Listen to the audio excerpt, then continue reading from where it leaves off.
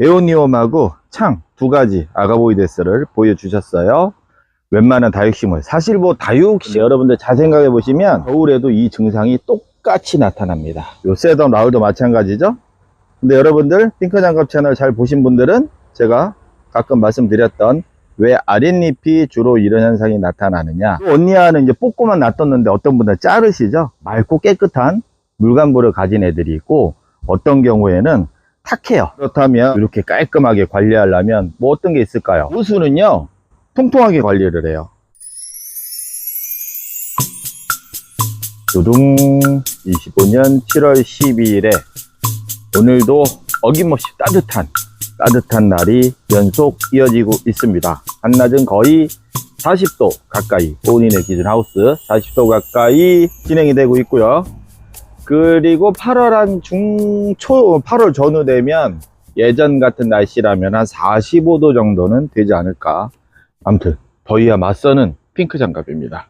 더위와 맞서서 힘들어도 우리 언니 오빠야들의 질문에 대해서는 제가 또 모른 체 할 수가 없으니까, 요맘때 제일 많이 고민하고 걱정하시는, 특히 초보 입문하시는 언니야들을 위해서 몇 가지 말씀을 드리겠습니다. 아무래도 에오니움이 좀 많이 키우시니까, 에오니움 그 장대동 언니야가 에오니움하고 창 두 가지 아가보이데스를 보여주셨어요.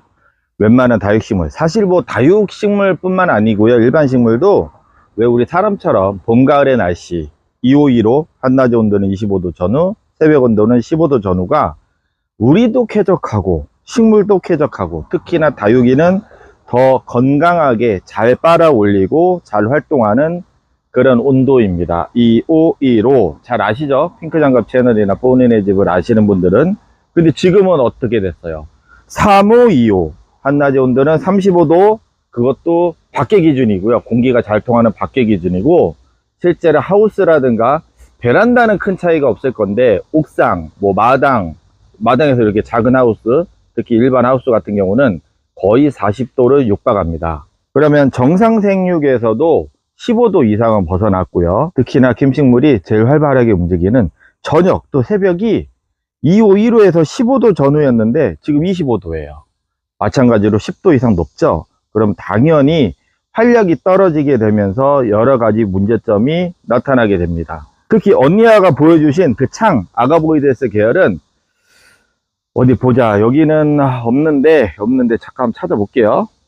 요놈 보시면 아래 이런 현상이 나타날 수 있습니다. 보이실라나?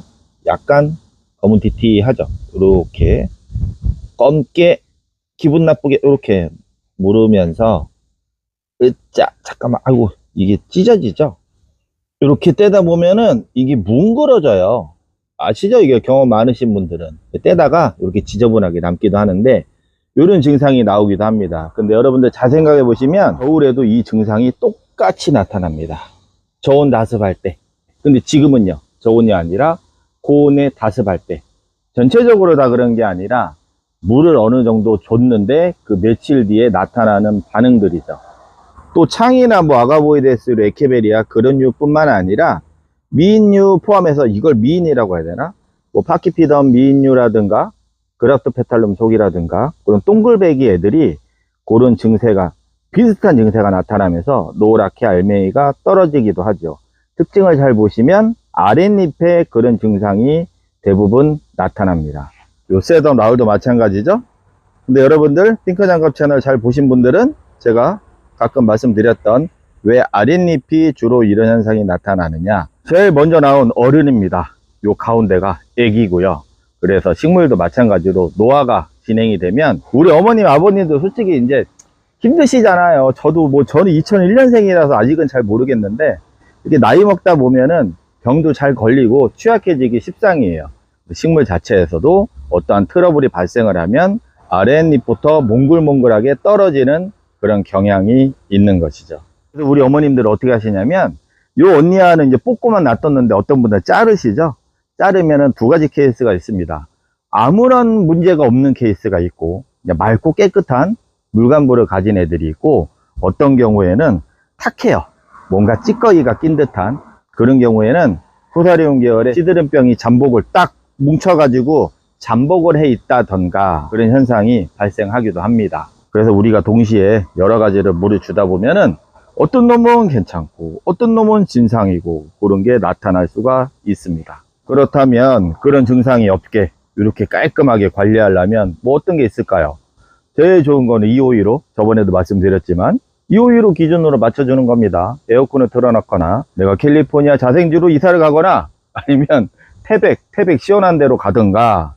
근데 그거는 현실적으로 어려운 게 많죠. 그래서 깨끗한 조직 줄기를 커팅을 해서 새로 뿌리를 내려서 관리를 한다든가, 또 하나는 물을 안 주는 방법도 있습니다. 고수는요 통통하게 관리를 해요. 윤석이 지금 탄력 강도가 10이에요. 10.